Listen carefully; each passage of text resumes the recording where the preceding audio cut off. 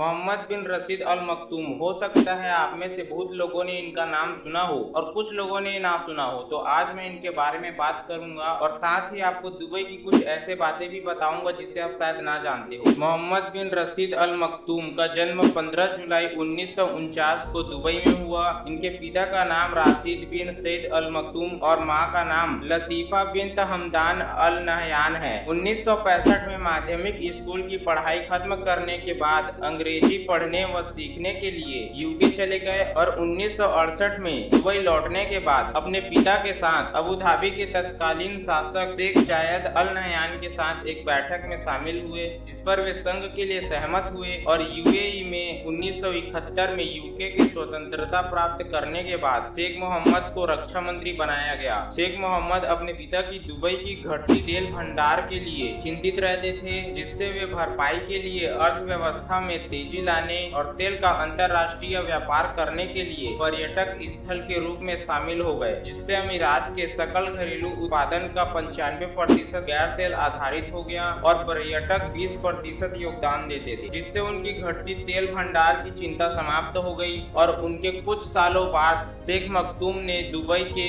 Mohammad crown राजकुमार का नाम दिया और शेख मोहम्मद 2006 में दुबई के शासक और यूएई के उपाध्यक्ष और प्रधानमंत्री बने। प्रधानमंत्री बनने के दौरान उन्होंने पूरे दुबई का निरीक्षण व नेतृत्व कर दुबई को एक विशाल और महंगा देश बनाने को सोचा।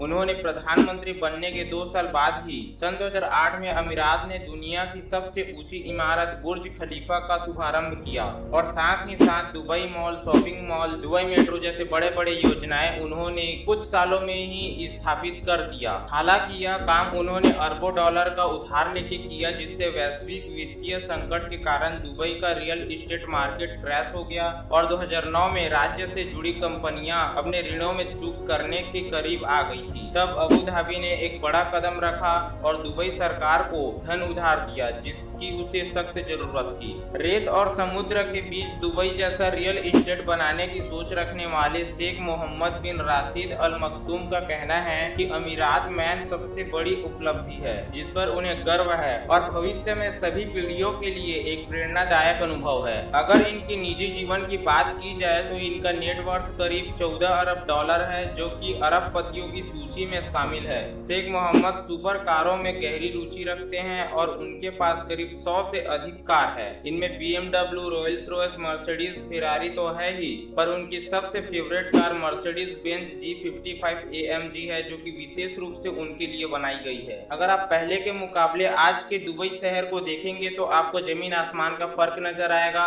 जहां पहले कभी रेत व छोटे मोटे घर हुआ करते थे, वहीं आज बड़े बड़े इमारत और luxury cars, shopping malls, Dubai metro और एमिरेट व एयरबस जैसे महंगे एयरलाइंस देखने को मिलेंगे। दुबई में कुछ ऐसे इमारत हैं जो अजूबों से कम नहीं हैं, जैसे कि बुर्ज खलीफा, और हो सकता है कि 2023 में दुबई और यूएई अलग अलग दिखाई दे, क्योंकि दुबई ग्रीक टावर अद्वितीय है और एक अवलोकन टावर है जो कि डेक के ऊपर से 360 डिग्री का दृश्य पेश करता है और इसकी ऊंचाई 550 मीटर है, जो कि सन 2023 में पूरा होने के बाद सबसे ऊंचा इमारतों में से एक होगा। यह वीडियो आपको कैसी लगी आप मुझे कमेंट कर जरूर बताएं। फिर मिलेंगे किसी नई टॉपिक पे, तब तक के लिए धन्यवाद।